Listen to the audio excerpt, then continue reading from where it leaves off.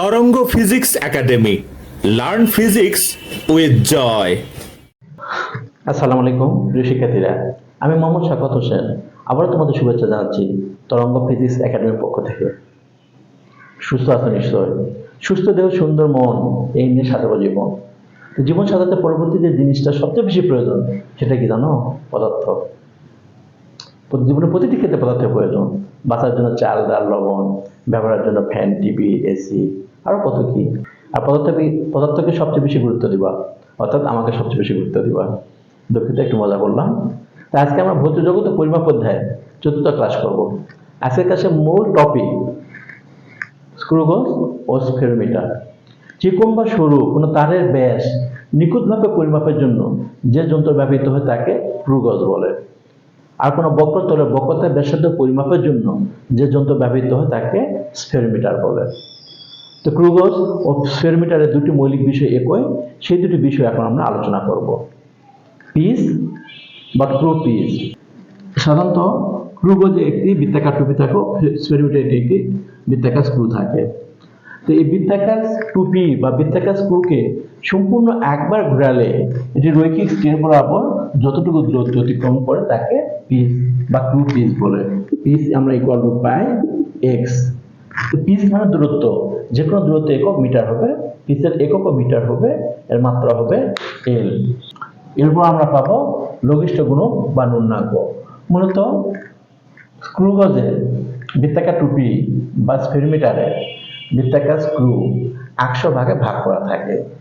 100 ঘরের জন্য রৈখিক সরণ হলো এক্স মিটার, 1 ঘরের জন্য রৈখিক সরণ হবে এক্স ডিভাইডেড 100। অর্থাৎ বৃত্তাকার টুপির 1 ঘরের ঘূর্ণনের ফলে রৈখিক সরণকে লঘিষ্ঠ গুণক বা ন্যূনাঙ্ক বলে।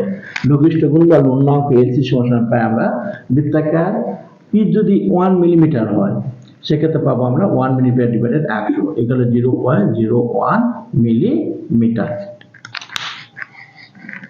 তো এখন আমরা ব্যাস নির্ণয়ের সূত্র আমি পেয়েছি D equal to L plus LC গুণন এন। তো এখানে একটা ক্যাপিটাল এন ব্যবহার করছি, এখানে একটা স্মল এন ব্যবহার করছি। তো এখানে এল হচ্ছে রৈখিক স্কেল পার্ট। আমি যে তারের ব্যাস নির্ণয় করব সে তারকে স্ক্রু গজে স্থাপনের পর বৃত্তাকার টুপিকে যদি সম্পূর্ণ 5 ভাগ ঘোরাতে হয় সেক্ষেত্রে আমি এল এর মান পাবো 5 গুণন এক্স। 1 ঘর ঘূর্ণনের পরে রৈখিক সরণ এক্স হলো 5 ঘর ঘূর্ণনের পরে রৈখিক সরণ 5x প্লাস এখানে এসি মান পাইছি আমি 0.01। পরবর্তীতে বৃত্তাকার টুপি আমার সম্পূর্ণ একবার ঘোরাতে হয়নি, বৃত্তাকার টুপির 100 দাগের মধ্যে 30 নম্বর দাগ পর্যন্ত ঘোরাতে হয়েছে, সেক্ষেত্রে এখানে এন এর মান বসাবো আমি 23। এই মান হতে আমি তারের ব্যাস ডি নির্ণয় করতে পারবো। পরবর্তীতে ব্যাসার্ধ R equal to D by 2 নির্ণয় করে তারের প্রস্থের ক্ষেত্রফল equal to pi R square এবং যে কোনো দৈর্ঘ্যের তারের আয়তন V equal to pi R square গুণন এল নির্ণয় করতে পারবো। এখন স্ফেরোমিটারের সাহায্যে কোনো বক্রতলের বক্রতার ব্যাসার্ধ নির্ণয় করব। বক্রতলের বক্রতার ব্যাসার্ধ নির্ণয়ের সূত্র R equal D square plus 6h plus a divided 2। একটা স্ফেরোমিটারে 3টি পা ব্যবহৃত হয়। একটা পা এ বি সি। ডি হচ্ছে যে কোনো দুটি পায়ের মধ্যবর্তী গড় দূরত্ব। ডি সমান আমরা লিখতে পারি A B plus BC plus C A divided 3। এখন আমরা এইচ নির্ণয় করব। এইচ নির্ণয়ের নিয়ম হচ্ছে যে বক্রতলের বক্রতার ব্যাসার্ধ নির্ণয় করব সেই বক্রতলকে স্ফেরোমিটারের নিচে স্থাপনের পর এই স্ফেরোমিটার নিচের প্রান্ত বক্রতলকে স্পর্শ করানোর জন্য স্ফেরোমিটারকে যতটুকু উপরে বা নিচে নামাতে হয় সেই মানটা হচ্ছে এইচ। তা আমরা যে ডি নির্ণয় করছি এইচটাও একই নিয়মে নির্ণয় করব। অতঃপর ডি এবং এইচ এর মান এই সমীকরণে বসিয়ে আমরা বক্রতার ব্যাসার্ধ আর নির্ণয় করতে পারবো। তো শিক্ষার্থীরা, এখন আমরা বোর্ড পরীক্ষা বা ভর্তি পরীক্ষায় আসা কিছু এমসিকিউ আলোচনা করব। এখানে দেওয়া আছে স্ফেরোমিটার লঘিষ্ঠ গুণক এলসি ইকুয়াল টু 0.01 মিলিমিটার। নিচে কোন মানটি নির্মূলভাবে পরিমাপ করা যাবে? তো শিক্ষার্থীরা, তোমাদের প্রথম অধ্যায়ে আমরা সিকিউ কোনো প্রশ্ন না পড়লে যতগুলো প্রশ্ন দেওয়া আছে এমসিকিউ এর সবকটা প্রশ্ন যে কোনো বোর্ড বা ভর্তি পরীক্ষা পড়ছে, তাই এই অধ্যায়টা তোমরা ভালো করে একটু দেখবা, বিশেষ করে এমসিকিউ এর জন্য। তো এখানে সঠিক অপশন হবে সাধারণত এই মানের সরলগুণিতক যে মানটা সেই মানটা আমরা নিখুঁতভাবে পরিমাপ করতে পারবো। তো সরলগুণিতক মান একটা সহজ মান আছে 0.02 মিলিমিটার, এই অপশনটা আমরা গ্রহণ করব। আবার একইভাবে দেওয়া আছে একটি স্ফেরোমিটারের লঘিষ্ঠ গুণক এলসিও দেওয়া আছে 0.01 মিলিমিটার, ন্যূনতম কত বেদ পরিমাপ করতে পারবো। এই বেদ পরিমাপের সূত্র আমরা ডি সমান পাবো আমরা এল প্লাস এলসি গুণন এন। এখানে এল সম্পূর্ণ একবার যে ঘূর্ণন না ঘটে সেক্ষেত্রে এলসি এর মান পাইছি আমরা 0.01, আর বৃত্তাকার টুপি যেহেতু 100 ভাগে ভাগ করা আছে 100 দাগের মধ্যে সর্বনিম্ন দাগ আমি নিতে পারবো 1 দাগ দেখে মানটা আসবে 0.01 মিলিমিটার, অর্থাৎ অ্যান্সার হবে এটা 0.01 মিলিমিটার। দেওয়া আছে কোনটি এসআই একক নয়, লিটার এসআই একক নয়। এসআই একক হচ্ছে আয়তন, আয়তনের একক আমরা লিটার ব্যবহার করি, আয়তনের প্রকৃত একক মিটার কিউব, এর আগে আমি আলোচনা করছি এটা। আর পদার্থের পরিমাপের একক কোনটি, সাধারণত ভরের একক কেজি, এর পদার্থের পরিমাণের একক আমরা ব্যবহার করি মল। মল সম্বন্ধে একদিন বিস্তারিত আলোচনা করব।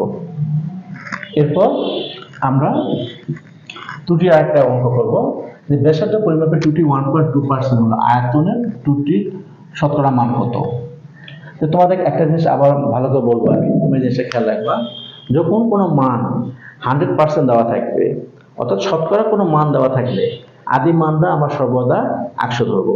একটা সুবিধা আছে তোমাদের বুঝে দিচ্ছি, যদি আদি ব্যাসার্ধ আমি r = 100 মিটার ধরি, তাহলে এখানে ব্যাসার্ধ বৃদ্ধি মানে ব্যাসার্ধ ত্রুটি 1.2%, অর্থাৎ হয় ব্যাসার্ধ 1.2 বৃদ্ধি পাইছে বা 1.2 হ্রাস পাইছে। বৃদ্ধির ক্ষেত্রে পরবর্তী ব্যাসার্ধ r1 সমান আমি 101.2 মিটার, আরেকটা ব্যাসার্ধ আমি পাবো হ্রাসের ক্ষেত্রে r2 = 98.8 মিটার। তো এখানে আমি প্রথম ব্যাসার্ধ r ধরছি 100 মিটার, এখানে পরবর্তী ব্যাসার্ধ হচ্ছে 101.2 মিটার, আর এটা হচ্ছে 98.8 মিটার। তো প্রথম আয়তন আমি পাইছি v = 4/3 পাই r3, আর এখানে পরবর্তীতে একটা আয়তন পাইছি 4/3 পাই 101.2 মিটার কিউব, আর একটা পাইছি 98.8, 4/3 পাই 98.8 মিটার কিউব পাবো। তো শিক্ষার্থীরা এই সমস্যাটা তোমরা 1 মিনিটে সমাধান করতে পারবা, জাস্ট অতি সহজ নিয়মে। নিয়মটা হচ্ছে এখানে 4/3 পাই আমি ক্যান্সেল করে দিচ্ছি, দিয়ে এখানে প্রথম ত্রুটি 1 সংখ্যা পাইছি, এখানে চূড়ান্ত ত্রুটি অর্থাৎ এই বড় মান থেকে ছোট মানটা আমি বাদ দিচ্ছি, দেওয়ার পর এখানে আদি মান দ্বারা ভাগ করছি গুণন 100% করে এখানে আছে 3.6, আর দ্বিতীয় ত্রুটিটা আমি পাইছি 100 কিউব বিয়োগ 98.8 কিউব ডিভাইড 100 কিউব গুণ 100%, এই মানটা আমি বের করে দেখবা। তো এই মানটা যেটা পাবো এই মানের থেকে অবশ্যই ছোট মান পাবো। তো ত্রুটির ক্ষেত্রে আমি বারবার আলোচনা করছি সবসময় বড় মানটা গ্রহণ করবো। এক্ষেত্রে আয়তনের শতকরা ত্রুটি পাবো 3.6%। শিক্ষার্থীরা এই অধ্যায় ক্লাস আমি আজকে এখানে শেষ করলাম। তারপর তোমাদের যদি কোনো সমস্যা থেকে থাকে আমার শহরে যারা বাস করো তারা সরাসরি আমার সাথে যোগাযোগ করতে পারো। আর পৃথিবীর পুরো ছাত্রদের জন্য তো অনলাইন ব্যবস্থা আছে। তো নেক্সট ক্লাসে আমরা ভেক্টর সম্বন্ধে আলোচনা করবো। আমি আবারও বলবো আমি মানুষ, আমার ভুল বা স্বাভাবিক, যদি কোনো ভুল তোমরা চিহ্নিত করতে পারো তাহলে আমি খুশি হব এবং উপকৃত হব। নেক্সট তোমাদের সাথে দেখা হচ্ছে ভেক্টর ক্লাসে। ততক্ষণ সকলে তোমরা সুস্থ সুন্দর থাকো এই আশায় আজকে বিদায় নিচ্ছি। আসসালামু আলাইকুম।